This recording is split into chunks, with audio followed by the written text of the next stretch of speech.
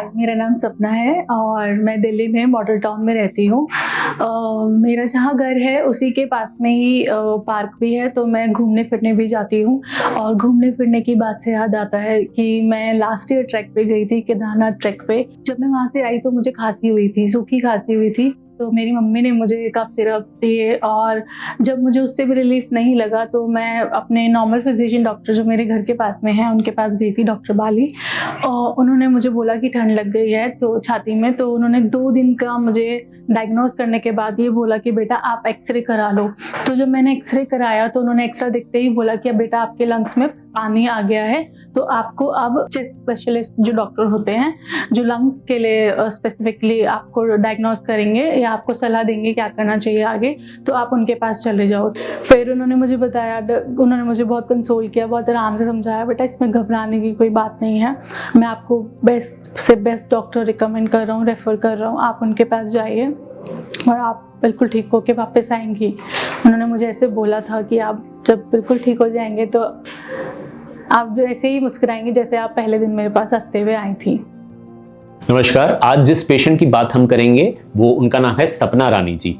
ये एक young patient हैं और बहुत ज़्यादा एप्रीहेंसिव थी ये जब ये हमारे पास आई सर्जरी के नाम से। इनको बता के भेजा गया था कि इनको एम्पाइमा है और इनकी डिकॉर्टिकेशन होगी, तो बहुत सारे लोगों ने इन्हें ओपन डिकॉर्टिकेशन का ऑप्शन दिया था, कुछ ने इन्हें वैट्स डिकॉर्टिकेशन का ऑप्शन दिया था। इनकी एप्रीहेंशन को देख के मैंने सोचा चलिए हम इस केस के अंदर यूनिपोर्टल वैट्स करते हैं। यूनिपोर्टल वैट्स क्या होता है और ट्राईपोर्टल वैट्स क्या होता है मैं समझाता हूँ। यूनिपोर्टल वैट्स होता है जब हम एक सिंगल छेद से, छोटे 3 सेंटीमीटर छेद से छाती में वो सारी सर्जरीज कर पाते हैं जो कई सेंटर्स में पूरा चेस्ट खोल के थोरैकोटॉमी से होती हैं या 3 छोटे छोटे छेदों से वैट्स के द्वारा होती हैं। सो इतने छोटे एक छेद से वो सारी सर्जरी कर पाने को कहते हैं यूनिपोर्टल वैट्स। सपना जी के केस में हमने यही किया, एक छोटे से छेद से हमने इनका पूरा एम्पाइमा ड्रेन किया, इनकी प्लूरेक्टमी की और फेफड़े को छाती के साथ चिपका दिया, जिसकी वजह से इनकी रिकवरी बहुत ज़बरदस्त हुई।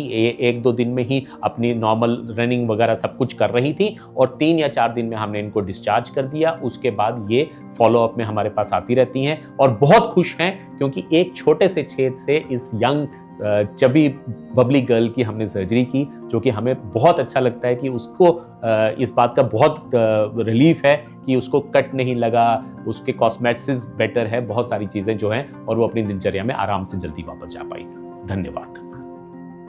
31 में मेरी सर्जरी थी, हुई थी अक्टूबर 31 और 7 to 8 आवर्स लंबी मेरी सर्जरी थी। वैट्स डिकॉर्टिकेशन का जो पूरा प्रोसीजर होता है, मेरी सर्जरी में एक थोड़ा सा चेंज ये हुआ, मुझे ऐसे डॉक्टर बोलते भी है यूनिपोर्टल, बट मुझे ये बाद में पता चला मेरी सर्जरी के बाद जब मुझसे डॉक्टर मिलने आते थे वार्ड में, तो उन्होंने मुझे बताया कि तुम बहुत लकी हो, तुम्हारी सर्जरी एक ही होल से हो गई। मुझे इस चीज़ का लगा कि ओके, ये तो बहुत अच्छी बात है क्योंकि एक ही में इतना दर्द हो रहा है तो 3 होल में कितना दर्द होता है। ये सोच के मैं थोड़ा सा और भी रिलैक्स हो गई।